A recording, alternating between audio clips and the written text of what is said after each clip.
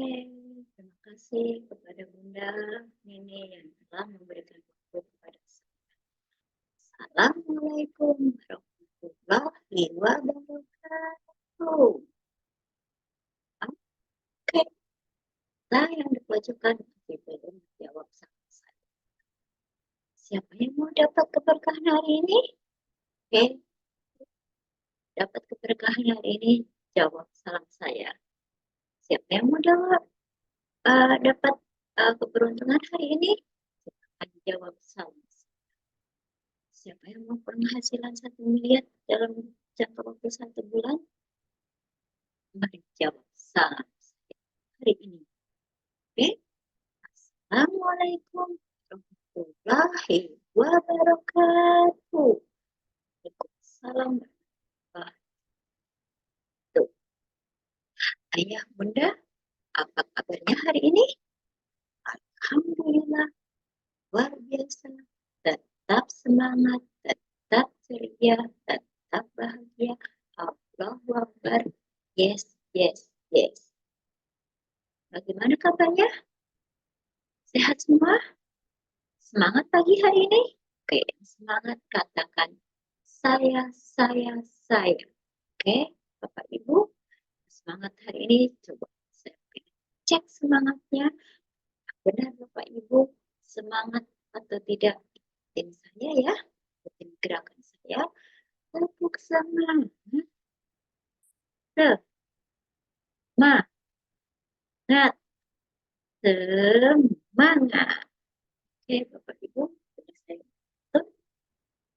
Baik, ikan tumbung di dalam piring. Ikan dori di dalam belangga.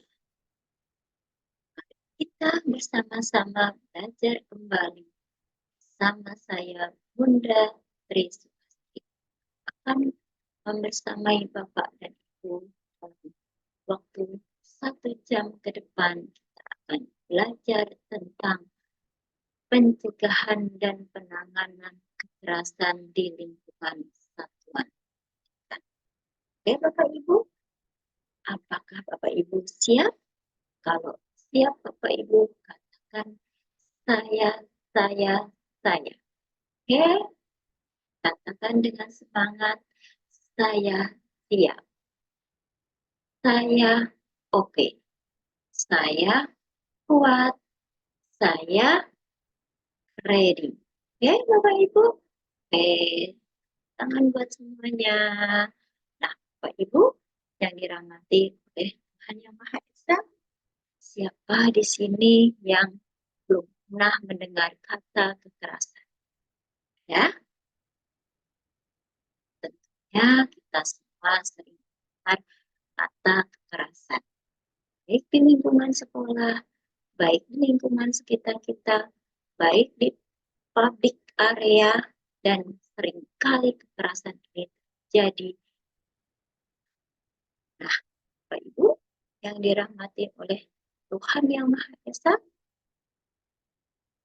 Bapak Ibu, kita tahu kita harus kenal apa itu pengertian dari kekerasan, apa itu dan bagaimana itu bentuk-bentuk kekerasan, dan pihak-pihak mana saja, satuan tugas mana saja yang akan menanggulangi kekerasan tersebut. Nah, Bapak Ibu, sudahkah Anda tahu apa itu pengertian dari kekerasan? Oke, ya, benar. Ada lagi?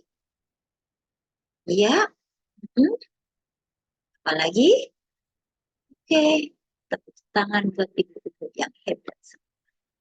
Nah, ibu kita tahu bahwa kita dilahirkan di dalam zaman berbeda. Ketika kita dulu lahir, itu entah tahun berapa, itu zaman apa, yang jelas dunia masih ramah. di mana dulu kita pernah mengalami ketika pembelajaran semuanya masih mengandalkan lingkungan sekitar, mengandalkan unsur alam untuk membantu pembelajaran. Contohnya, ketika dalam berhitung, pernah Bapak Ibu mengalami berhitung dengan menggunakan lidi yang dipatah-patahin? Okay. Pernahkah Bapak Ibu mengalami menghitung dengan bambu yang diraut jadi belah-belah kecil? Ya, nah, itulah zaman. Zaman sekarang, zaman anak kita sekarang jauh berbeda dengan zaman kita lalu. Bapak Ibu pernah mendengar dan mengenal sahabat Nabi kita? Salah satu sahabat Nabi kita yaitu beliau adalah Ali bin Abi Thalib. Salah satu kata beliau adalah, janganlah kau membesarkan anak-anakmu dengan cara orang tuamu telah membesarkanmu. Karena mereka lahir di zaman yang berbeda. Begitu Ibu-Ibu, Bapak-Bapak, bahwa anak-anak kita sekarang memang lahir di zaman yang berbeda, lahir di zaman milenial, lahir di zaman yang modern, lahir di zaman yang teknologinya serba canggih, di mana dunia dalam genggaman. Bahwa dunia bisa kita akses dalam satu genggaman, yaitu handphone. Bahkan kita cenderung kalah dengan anak-anak kita dalam menguasai gadget. Nah, Bapak Ibu, tahu apa itu kekerasan? Paham itu kekerasan? Apa itu pengertian kekerasan? Ya, seperti yang disampaikan sedikit tadi dari Ibu Dina, bahwa akan menjelaskan tentang pengertian dari kekerasan. Kekerasan itu berasal dari bahasa Inggris, yaitu asal kata dari violence. Violence itu sendiri berarti kekuasaan atau berkuasa. Nah, dalam kamus sosiologinya, kekerasan itu merupakan suatu ekspresi fisik maupun verbal yang dilakukan oleh individu atau sekelompok orang dan yang mencerminkan agresi atau penyerangan yang bertujuan untuk apa? Untuk menyebabkan martabat seseorang itu jadi jatuh. Bisa dikatakan bahwa kekerasan adalah tindakan perilaku yang dilakukan secara fisik, psikis, seksual, ya, dalam jaringan atau melalui buku ajar dan yang mencerminkan tindakan agresif, penyerangan yang terjadi di lingkungan satuan pendidikan, serta tindakan itu mengakibatkan trauma, kerusakan, baik kerusakan barang maupun kerusakan lainnya, menyebabkan luka, menyebabkan cacat, bahkan kadang tidak salah dan tidak terjadi yang lebih fatal lagi, yaitu bisa menyebabkan kematian. Nah, yang ini sangatlah tidak kita inginkan. Bapak Ibu masih semangat untuk melanjutkan sesi berikutnya? Oke, masih semangat? Nah, kalau masih semangat, coba saya minta Bapak Ibu semuanya berdiri ikutin saya. Saya ingin ngecek semangat Ibu Bapak. Oke, kalau semangat, katakan saya, saya, saya. Oke, nah, Pak, tepuk semangat, semangat, semangat. Tepuk satu jari. Ha, tepuk dua jari. Ha, tepuk tiga jari. Ha, tepuk empat jari. Ha, tepuk lima jari. Ha, coba. Ada semangat belum? Masih ngantuk? Atau masih lemas? Siap? Kita lanjutkan dengan materi selanjutnya, Bapak Ibu. Oke, siap semuanya? Oke, beri aplaus untuk kita semua yang masih semangat sampai saat ini. Oke, the next. Nah, kenapa sih kita harus mencegah serta menangani kekerasan tersebut? Bapak Ibu yang dirahmati oleh Tuhan, tahun 2020 negara kita mengalami satu kasus yang sangat luar biasa. Kasus di mana sangat heboh, yaitu dengan adanya suatu wabah penyakit, yaitu wabah penyakit apa Ibu-Ibu? Ya, benar sekali. Wabah penyakit COVID-19, di mana wabah itu memporak-porandakan perekonomian kita, membuat kita dibatasi geraknya, buat kita aktivitasnya hanya di rumah dan semua pekerjaan dilakukan secara online. Nah, Ibu, kali ini, zaman sekarang, adalah virus yang lebih bahaya. Ada lagi wabah yang lebih bahaya yang jadi lingkungan kita.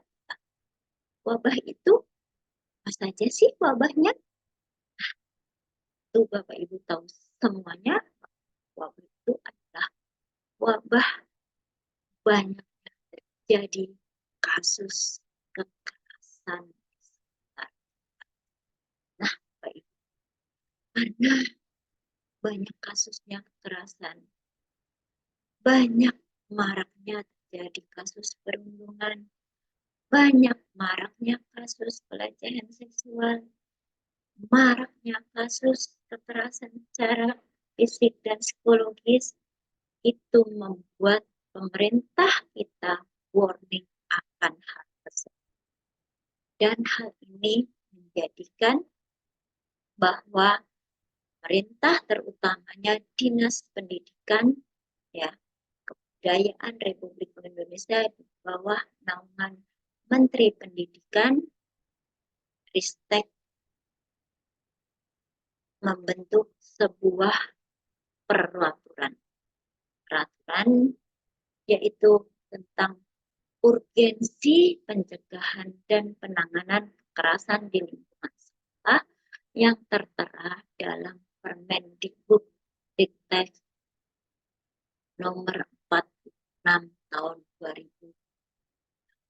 Nah, di dalamnya, dalam Permendikbud Ristek nomor 46 tahun 2023 itu tentunya bertujuan untuk melindungi peserta didik, untuk melindungi pendidik, untuk melindungi orang tua pendidik, untuk melindungi tenaga pendidikan, serta untuk melindungi warga yang ada di sekitar lingkungan pendidikan.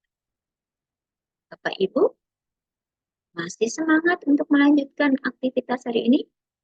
Masih semangat untuk melanjutkan materi hari ini? Nah, Bapak Ibu, tahu apa itu bentuk-bentuk dari kekerasan? Tentu tidak asing, sering kita dengarkan. Oke, baik. Apa saja bentuk-bentuk kekerasan itu? Ibu Indri, boleh sebutkan apa itu bentuk-bentuk kekerasan? Ya, oke, betul. Bapak Cahyo? Ya, ada lagi? Nah, itu tadi Bapak Ibu, salah satu bentuk-bentuk kekerasan yang wajib kita ketahui. Salah satunya adalah bentuk kekerasan fisik, di mana kekerasan fisik ini bisa menyebabkan kita luka, menyebabkan jadi cacat, bahkan bisa menyebabkan. Yang kedua adalah kekerasan psikis. Yang ketiga tentang perundungan. Yang keempat kekerasan seksual. Yang kelima tentang diskriminasi dan intoleransi. Yang keenam tentang kebijakan yang mengandung kekerasan. Yang ketujuh bentuk kekerasan lainnya. Nah, Ibu, bentuk-bentuk kekerasan ini akan kita bahas di lain waktu yang insya Allah ke depan kita kupas tuntas bersama. Masih semangat hari ini? Adakah yang sudah ngantuk? Yuk, biar kita semangat bangun. Yuk, Bapak Ibu semuanya berdiri. Saya minta untuk berdiri semuanya. Cari pasangan dua. Oke, sudah dapat pasangannya? Yap. Nah, nanti ikutin gerakan saya ya, Bapak Ibu. Jika kita bilang saya, tunjuk diri sendiri. Ketika bilang kamu, tunjuk temannya. Ketika bilang mata saya, tunjuk mata saya. Ketika mata teman, tunjuk mata teman. Hidung saya, tunjuk hidung saya. Hidung teman, pencet hidung temannya. Lihat ya, pencetnya pelan-pelan. Jangan sampai kebablasan. Kita bilang mulut saya, pegang mulut sendiri. Ketika mulut kamu, pegang mulut teman kamu. Siap, Bapak Ibu? Are you ready? Oke, ayo kita sekarang silahkan untuk berhadapan. Oke, sudah berhadapan-hadapan? Sekarang ikutin ya. Aku diriku sendiri, kamu dirimu sendiri. Aku dan kamu sama-sama ciptaan Tuhan yang maha sempurna. Aku punya hidung, kamu juga punya. Aku punya mata, kamu juga punya. Aku punya mulut, kamu juga punya. Aku dan kamu adalah diri sendiri. Aku diriku sendiri. Kamu dirimu sendiri. Aku dan kamu sama-sama ciptaan Tuhan yang maha sempurna. Aku punya telinga, kamu juga punya. Aku punya tangan, kamu juga punya. Aku punya kaki, kamu juga punya. Aku dan kamu adalah diri sendiri. Oke, tepuk tangan buat semuanya. Ayah bunda. Nah, untuk materi selanjutnya, kita akan membahas tentang apa sih itu tujuan pencegahan dan penanganan kekerasan di lingkungan satuan pendidikan.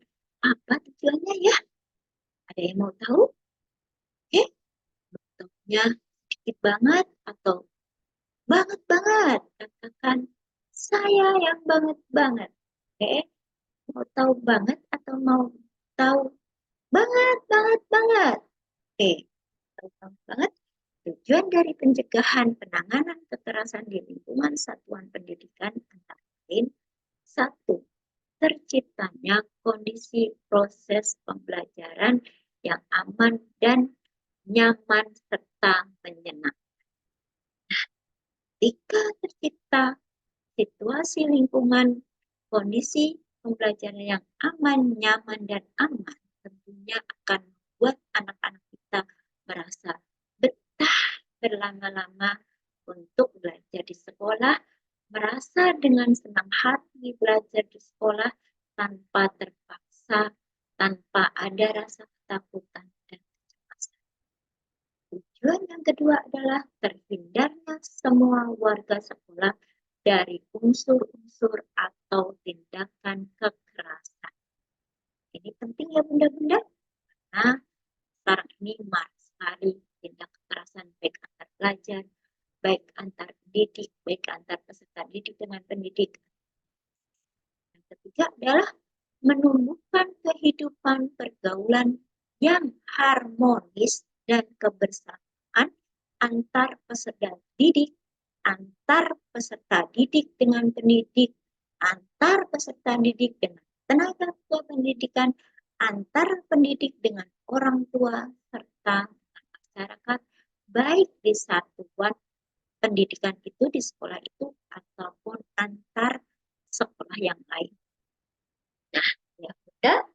Tujuan yang selanjutnya adalah tentunya untuk melindungi anak kita dari kekerasan yang terjadi di lingkungan satuan pendidikan kita maupun di luar lingkungan pendidikan ketika mereka sedang melakukan aktivitas pendidikan. Contoh ketika melakukan kunjungan edukasi. Nah, yang selanjutnya adalah untuk mencegah anak kita melakukan tindakan kekerasan di lingkungan satuan pendidikan atau di lingkungan luar sekolah saat anak-anak kita sedang melakukan pembelajaran.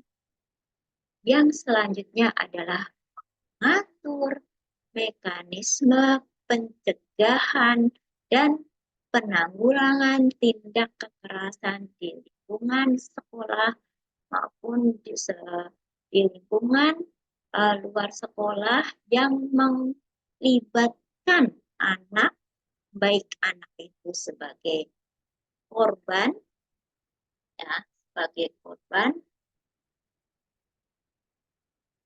Nah, itu tadi tujuan-tujuan tentang pencegahan dan penanganan kekerasan yang dilakukan di satu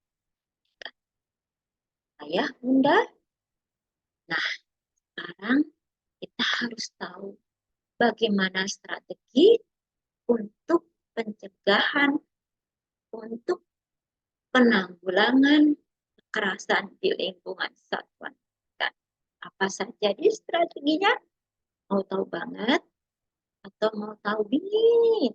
Oke, yang mau tahu bingit katakan saya, saya. Oke, Pak Ibu, nah, kita harus tahu mana sih strateginya untuk pencegahan serta menanggulangi kekerasan di lingkungan pendidikan. Nah, salah satunya dengan cara menanamkan nilai-nilai positif dalam pembelajaran. Yang kedua, memberikan pemahaman tentang konflik dan cara mengatasinya. Nah, yang ketiga, melibatkan orang tua saat pembelajaran. Yang keempat, melakukan pendekatan individu dengan siswa yang memiliki potensi untuk melakukan kekerasan. Oke, nilai-nilai positif itu kita wajib tanamkan sedini mungkin dari pendidikan jenjang PAUD, SD, SMP, SMA. Dan keterlibatan orang tua itu berpengaruh sangat penting, di mana bahwa pendidikan itu bukan hanya tanggung jawab dari sekolah, melainkan juga tanggung jawab dari tua. Oke, Bapak Ibu. Nah, untuk selanjutnya, masih semangat? Apa sudah lemas? Atau masih ngantuk? Udah ngantuk? Nah, yuk coba yang tes semangatnya. Pegang bahu temannya. Oke, pukul-pukul ya.